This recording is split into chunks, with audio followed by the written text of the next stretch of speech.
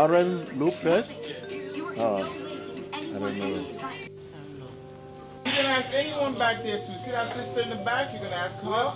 You can ask any. Yes, talk to me. Yes, bro. No, I haven't. I haven't heard of Aaron Lopez. Have you?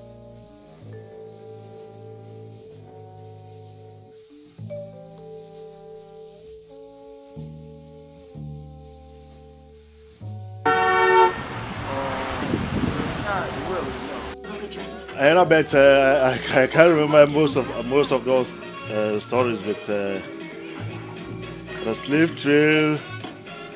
No. So what I'm inferring is that we do have an idea as to the relations or the relationship that Jewish people have or are connected to the transatlantic slave trade. As far as we know, they were facilitators also. They benefited greatly monetarily or financially. Below is a listing of the Jewish slave ships and the Jewish owners of them. It says Jewish slave ship owners. Now I'm gonna name the ship, I'm gonna name the owners, and I'm gonna tell you what nationality or ethnicity they are. Number one, the first ship known as and I heard this about this particular ship in studying this history of the African or black slave, or should be called the Israelite slave trade, because it was not Africans that were brought over here to serve slavery in America. It was the Israelites fulfilling prophecy. The first ship is called the Abigail. Owners, Aaron Lopez, Moses Levy, Jacob Franks. Nationality, Jews or so-called Jews. The second is the Crown. Owners, Isaac Levy and Nathan Simpson. Ethnicity or nationality, Jews. The Nassau, Moses Levy. Nationality, a Jew, a so-called Jew. The Four Sisters, also owned by Moses Levy, a Jew. Anne and Eliza, owned by Justice Bush and John Abrams. Nationality, so-called Jews. The Prudent Betty, owners, Henry Kruger and Jacob Phoenix. Nationality, so-called Jews. The Hester, owners, Mordecai and David Gomez, so-called Jews. Now some of these names, like the first name, Aaron Lopez, and then you come down to Gomez, those are Spanish sounding names because you had a group of Jews which are known today as the Sephardic Jews. Now, while the secret relationship between blacks and Jews described Lopez as Newport's leading participant in the Black Holocaust. Historian Eli Faber, most likely a so-called white man, determined Lopez underwrote 21 slave ships during a period in which Newport sent a total of 347 slave ships to Africa. All right? The next ship is named the Elizabeth, owned by Mordecai, the same owners as the Hester. Mordecai and David Gomez, so-called Jews.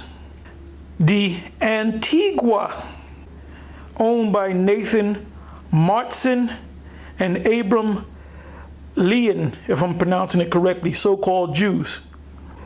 The Betsy, owned by D. Wolf, a so-called Jew.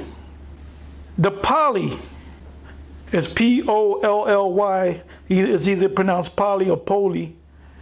I would say poly. Owned by James D. Wolfe. The White House. The White House?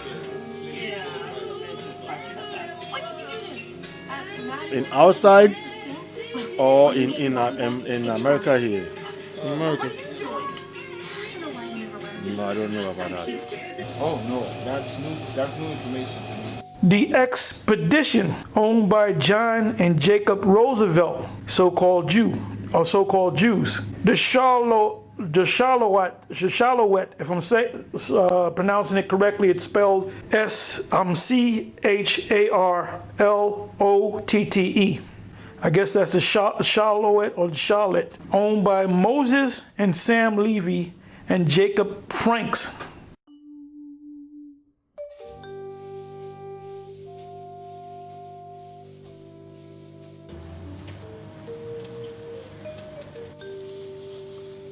Slave ship? What, like movies based on it? Yes, I do. We have, what's that, the Maria Pinta, if I'm not mistaken.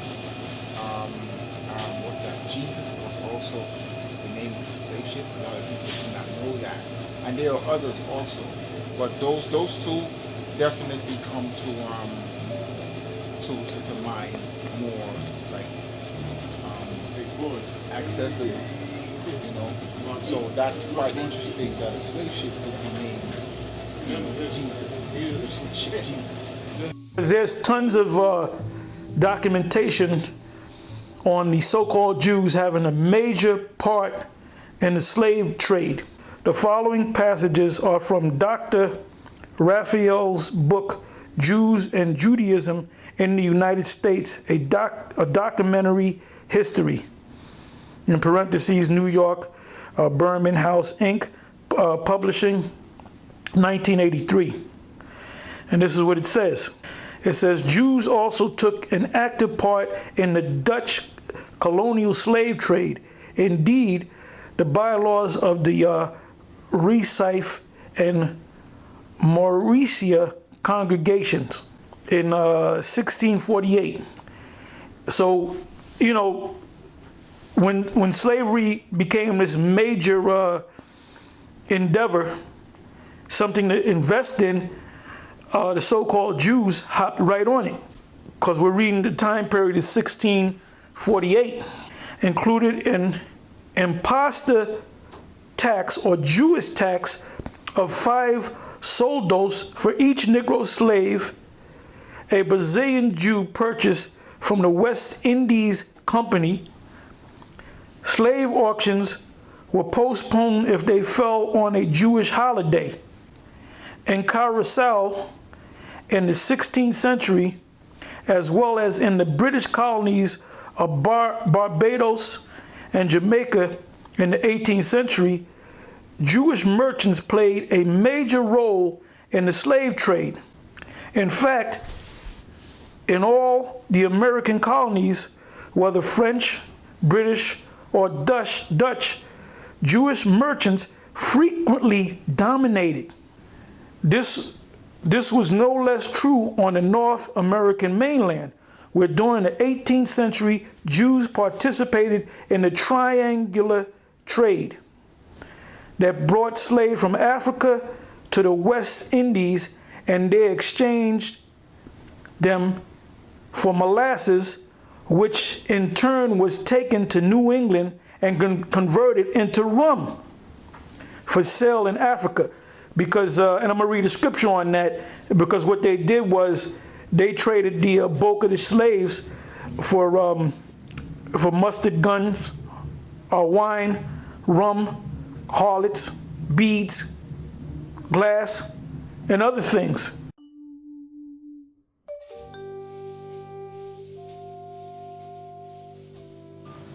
Like, what did the things that the white people wanted? Clothes, food, money, crops. It says, which in turn was taken to New England and converted into rum for sale in Africa. Isaac de Costa of Charleston in the 1750s, David Franks of Philadelphia in the 1750s and the 1760s, and Aaron Lopez, and we read about Aaron Lopez pertaining to that ship that he owned, along with some other so-called Jews called the Abigail. And Aaron Lopez of Newport in the late 1760s and early 1770s dominated Jewish slave trading on the American continent. The first scripture is Isaiah 22:18. The second is Deuteronomy 28:68. And the third and last is Joel, the third chapter, from the second verse to the third verse. I'm sorry, there's one more, Revelation 11, verses 8 to 10. Isaiah 22:18. He, the Most High, will surely violently turn and toss thee, talking about the curses that Israel is going to receive, like a ball into a large country. That ball that's going to be tossed back and forth is talking about the ships that you're going to be brought in, used to be brought to America, into a large country. That large country is talking about America, which biblically, spiritually is Babylon the Great. Also, spiritually, Egypt, Sodom and Egypt. It says, there shalt thou die, and there the chariots of thy glory shall be the shame of thy Lord's house. Deuteronomy 28:68. And the Lord shall bring thee into Egypt again with ships. It's not talking about ancient Egypt, it's talking about the new Egypt, which is mentioned in Revelation the 11th chapter, that this is spiritually called Egypt. It says, and the Lord shall bring thee into Egypt again with ships, by the way whereof I spake unto thee. Thou shalt see it no more again, and there ye shall be sold unto your enemies for bondmen and bondwomen, and no man shall buy you. Buy you meaning redeem you, buy you back, because the only one that's going to buy us back is the Lord. He's going to redeem us. Joel, the third chapter, the second and the third verse.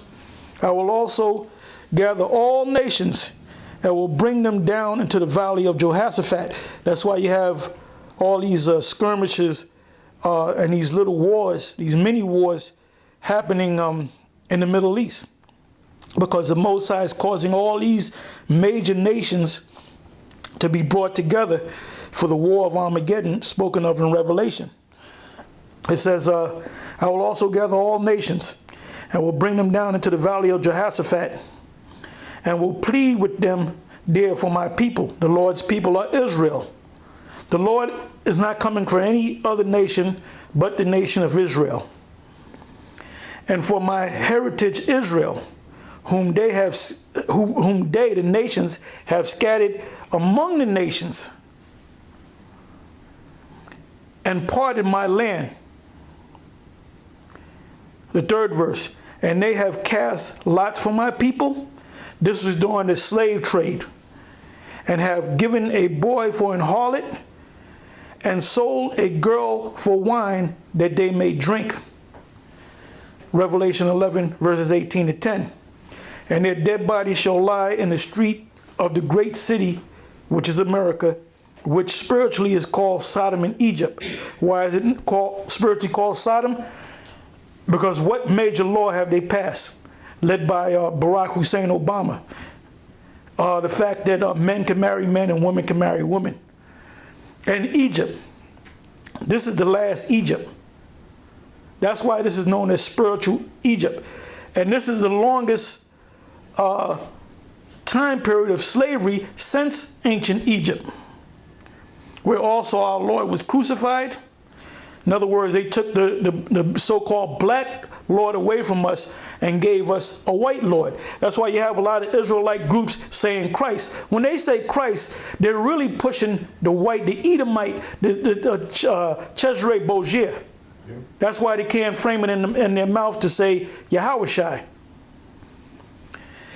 And they of the people and kindreds and tongues and nations shall see their dead bodies 3 days and a half, and shall not suffer their dead bodies to be put in the graves, because we're not physically dead.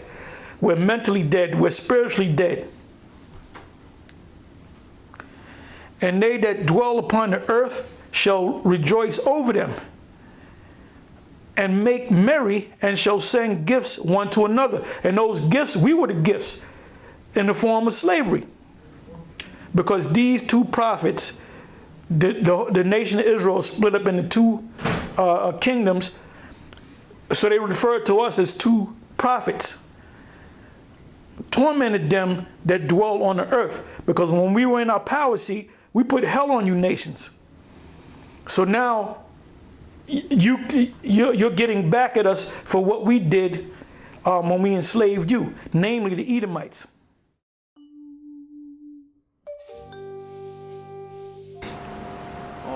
I remember from school that they were chained up next to each other, laying down in the road. So I remember seeing the picture. Disgusting. They were dying on the ships, like very bad. I don't know any slave ships. The slave ships where they actually they kidnap people and they enslave them and they send them like that. Yeah, do you know? Can you list any conditions? You know, or That's gonna be horrible, obviously. Definitely horrible. To be dishonored, we prefer to die. But it is not economical to our enslavers. So therefore, we forced, and some of the things that were done were definitely knocking the teeth out, place the funnels in order to force feed so that we could survive the trip in order to have an economical reward at the end of that particular journey. Found in the book of Deuteronomy, the 28th chapter, the 68th verse. Now, this is one of the main scriptures that we use to prove that we're the Israelites that the Bible speaks of, because that is prophecy, the prophecy of the cargo slave ships. When you read Deuteronomy 28 and 68, it says, "And the Lord shall bring thee into Egypt again with ships." And as we have taught, that this Egypt is talking about America, because America is spiritually known as Egypt. They carry the symbols of Egypt, and the word Egypt means bondage. And that's found in the book of Exodus 20 and 2. Now, I'll read it again. It says, "And the Lord shall bring thee into Egypt again with ships. By the way whereof I spake unto thee, thou shalt see it no more again. And there ye shall be sold unto your enemies for bondmen and bondwomen, and no man shall buy you." Now, what I want to examine is that part where it says we would be brought into America again with ships. That's those cargo slave ships. Now, there's an icon of the ships, and you see the slaves all packed together. Now, do you know that there's some history behind that? There's a story behind that. Now, I have some information here. This website is entitled, from Tripod, "The Slave Ships," or the slave trade actually, conditions on slave ships. Now, that's something we don't talk about too much, the conditions of what it was that our forefathers endured on those slave ships. All right, so this is entitled, "How the Slaves Were Packed." There are two ways for the captains to load their boats with slaves. Now, keep in mind, the whole idea behind the slave trade was to make money. It was a money-making venture. Yes, it was prophecy, but the other part is it was a money-making venture. For who? In particular, the so-called Jews. Just like you saw in the segment where Elder Tahar went and he revealed unto you about the so-called Jews having a major hand in slavery. All right? So it says there are two ways for the captains to load their boats with slaves. One system is called loose packing to deliver slaves. Under that system, captains transported fewer slaves than their ships could carry in order to reduce the disease and deaths among them. All right, so that was running rampant on the slave ship, disease and deaths. All right. The other system is the cruelest one, and is called tight packing. Tight packing? Never heard of it. I've heard of tight packing, and I also know that the slave ships were definitely tightly packed, and they were forced to defecate, use the bathroom and everything you know, right then and there because they wasn't able to move. They were packed so tightly. Yeah, I know they pack them in the art, and I think they put chains on them. Like they were all together, like no space, they couldn't move around. That icon that you see of all the slaves being packed together, that came from a system called tight packing. And devils are gonna pay, man. And you better believe that these devils, they all discussed this. This was all discussed. Logistics, you have something called logistics. How are we going to get the slaves from point A to point B? All right, and another thing that I found when I was doing research, those slave ships were not built for comfort. We're not talking about the Princess, which they filmed the Love Boat show on called The Princess. We're not talking about that, all right? We're talking about dirty, filthy slave ships, all right? It says the system was based on the fact that, now listen to this, tight packing. This system was based on the fact that the more slaves they had, the more profit they could make, all right? They carried as many slaves as their ship could carry, and often more. And when you hear the system tight packing, what do you have to think in pictures. We're talking about men and women that were just all balled up on each other. Well, I'm sorry, let me rephrase that. The women, I read certain documents where the women were separate from the men. So let's look at the men. They were all balled over on each other, all right? And a lot of times fights broke out on the slave ship because certain men, they wanted a little space for comfort and they couldn't get that space. So what you had was a lot of animosity, it was just a horrible scene, all right? Reading on, it says, in the ship's hold, the slaves were chained ankle to wrist. And that was a 3-month journey, all right? It was a 3-month journey from the coast, the west coast of Africa, where they were put on those ships to the Americas.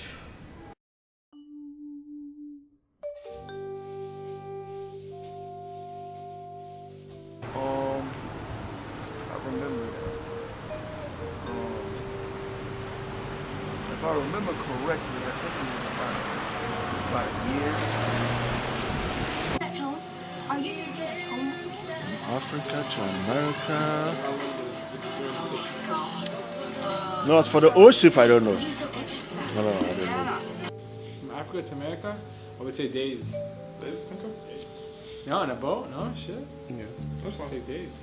I would make the assumption that it would be about a few weeks. Some people have said months. Do you know how long it took for a slave? Do you know how long it took for a slave ship from Africa to America? I think 3 to 4 months. And they were chained, every day they were chained to what? They were chained to ankle and wrist with barely any place to move.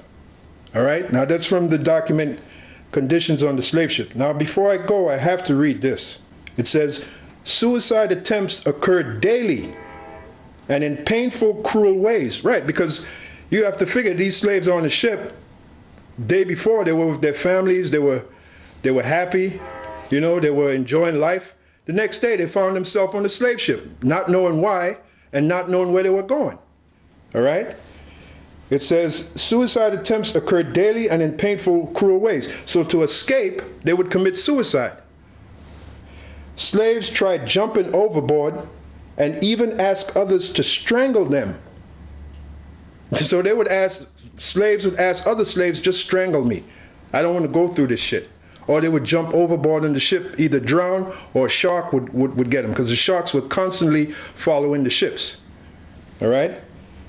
One of the most common ways to avoid further punishment on the journey was to avoid eating. So you had certain slaves that would just stop eating.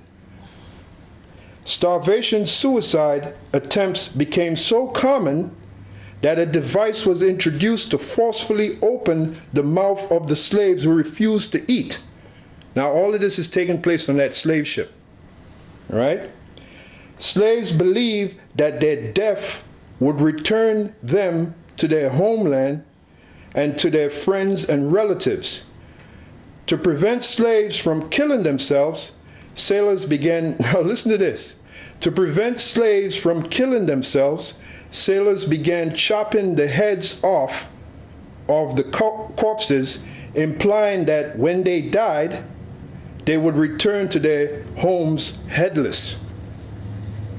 So in other words, they would cut their heads off and say, oh, you want to commit suicide? You want to return to your friends and your family? Well, guess what? We're going to chop your head off. When you go back to your friends and your family, you're going to go back without no head. You're going to go back headless. All of this drama was taking place on those cargo slave ships. So now, whenever you look at that icon of the cargo slave ship, now you're going to think about all this information. All right? And this is all designed to bring that back to your remembrance, to stir up your anger. Because you so-called Negroes refuse to believe that the so-called white man's the devil, man. And you don't know this history. All right? Reading on, it says, implying, let me read this again. Implying that when they died, they would return to their homes headless, even with precautions taken to avoid suicide attempts like drowning and starvation. Many healthy and well-fed slaves died from what was known as fixed melancholy. All right? So let me go back, before I end, let me go back to Deuteronomy 28 and 68. And the Lord shall bring thee into Egypt again with ships.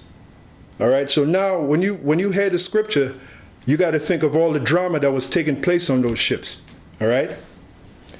By the way wherever I spake unto thee, thou shalt see it no more again, and there shall ye be sold unto your enemies for bondmen and bondwomen, and no man shall buy you. And it's talking about America. And when the scripture says no man shall buy you, meaning no man shall redeem you, that is why the only one that can redeem us is Yahweh B'Shem Yahweh Shai.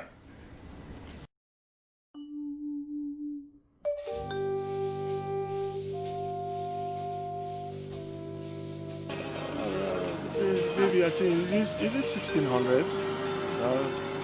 Well, I don't remember. I think something like 16. I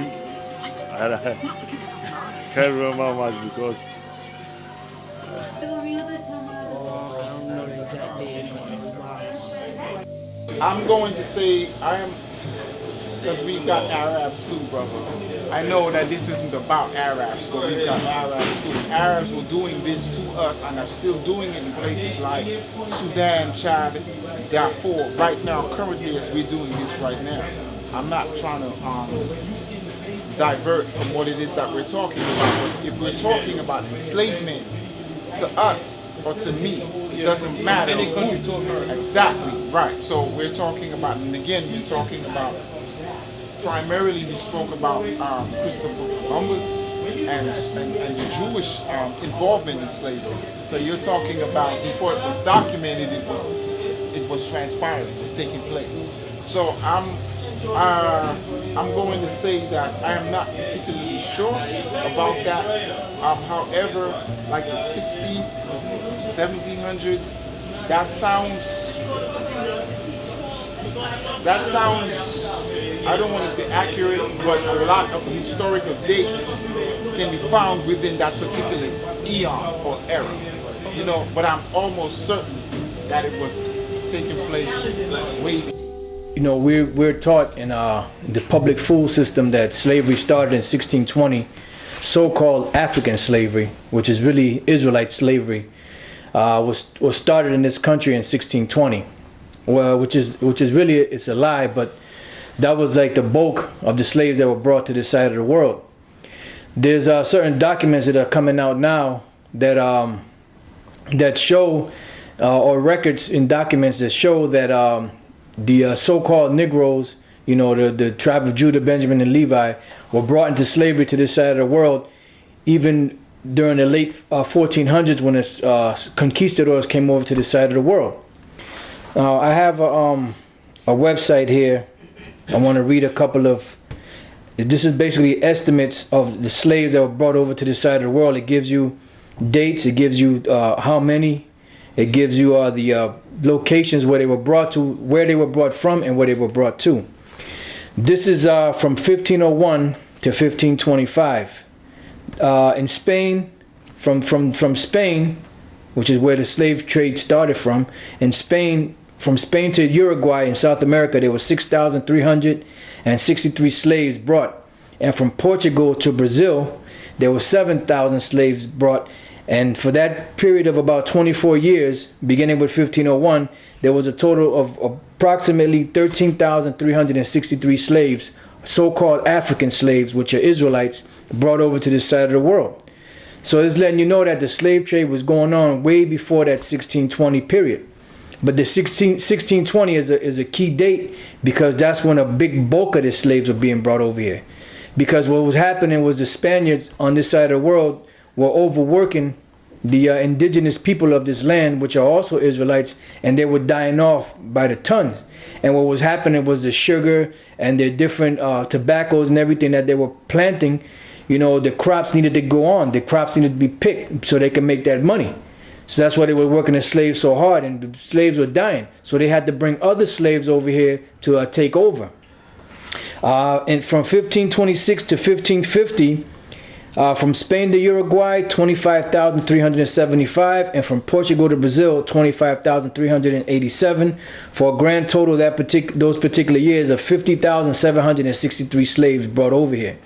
I'll read a few more. 1576, 1551 to 1575, it says from Spain to Uruguay, 28,167. From Portugal to Brazil, 31,089. And from Great Britain, 1,685.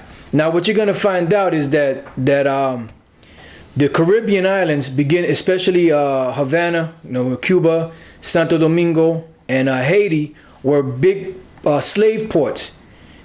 And what was happening was they were bringing the ships from so-called Africa to this side of the world, and they were embarking down in the Caribbean islands to clean the slaves up and to ship them out up to North America and South America or wherever it was that those slaves were needed. So I have another site here that goes into these ports, and there's a place called Isabela. Right? It says the proximity of gold and numbers of indigenous Tainos led the Spanish to settle in what they named Isabela on the north coast of Hispaniola, which Hispaniola was what they called Dominican Republic in Haiti. It says in 1493, over the next 5 years, the local population was worked to death building the town and looking for gold in the nearby river.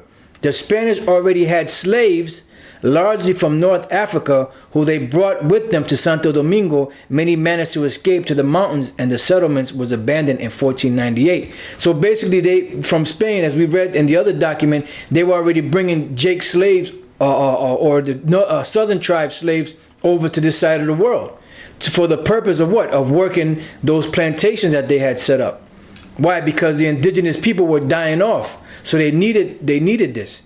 And these are all parts of prophecy, parts of the curses that came upon our people, that they would suffer for breaking the law, statutes, and commandments of Yahweh Bashem Yahweh Shai. Now reading on, it says the city of Santo Domingo. After they abandoned Isabela, the colonists established a new city at Santo Domingo in 1496, which they inaccurately named as the first city of the Americas. It became the seat of the colonial government for the Americas and the early site of the royal treasury. Its governor, Nicolas de Ovando, ordered the first importation of Spanish-speaking slaves of African descent, Ladinos, into the Americas in 1501.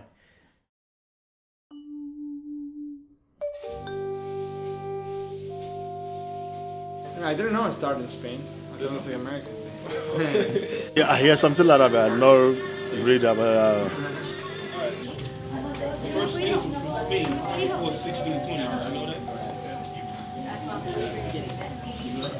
Because the Negroes worked a lot better than the Indians did. They used to be quicker to catch disease and die quicker. The Negroes were more durable. They were used to the heat, working long hours and stuff like that. In the 1500s. Yeah.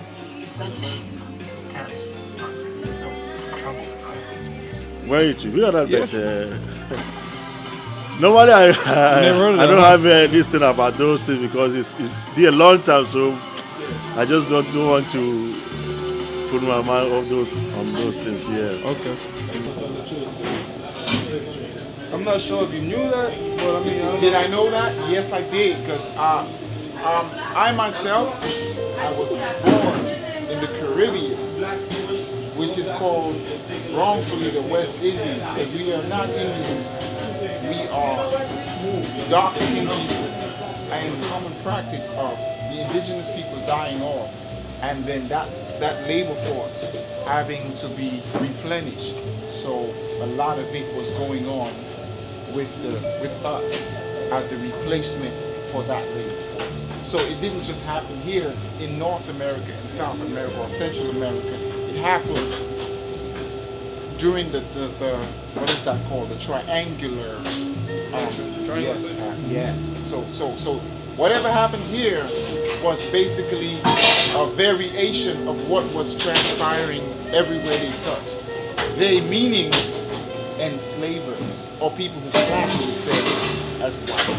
Letting you know that the slave trade of the so-called Negroes in this country, which are the Israelites, Judah, Benjamin, and Levi of the nation of Israel, started way before 1620. There's a lot of information, a lot of things that are hidden, that you're not being told of in history, you know. And the way that they control you is through the American fool system, because that's where they indoctrinate you and they teach you history that they want you to know. Like there's a famous quote by Voltaire, a philosopher. I believe he was a French philosopher. He said, "History is a lie commonly agreed upon." And that's what they do. They just take different parts of history, slap them together, and feed it to you, spoon feed it to you in these different schools. Now I have a couple of scriptures here to back up, the slave trade.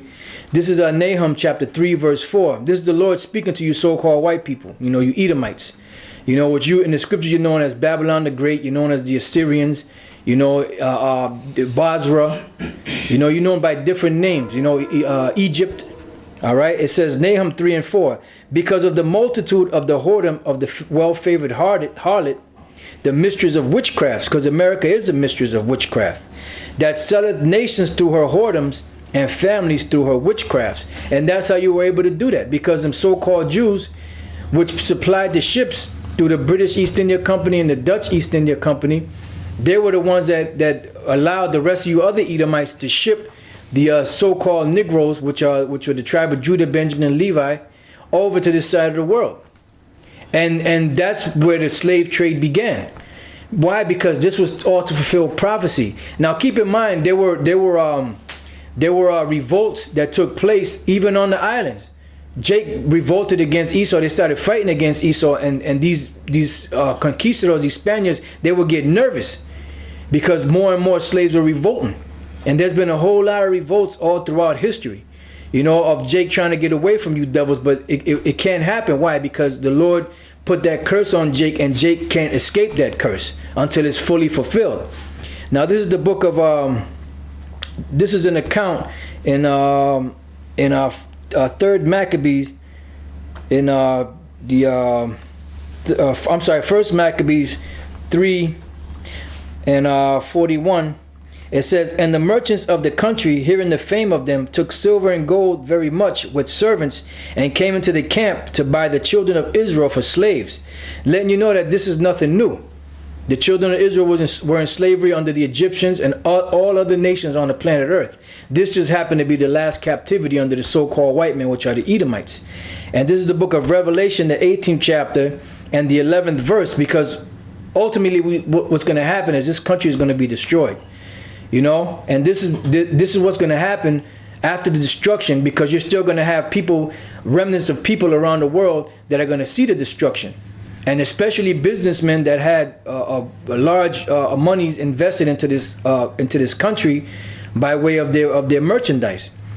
Revelation 18:11. "And the merchants of the earth shall weep and mourn over her, for no man buyeth their merchandise any more.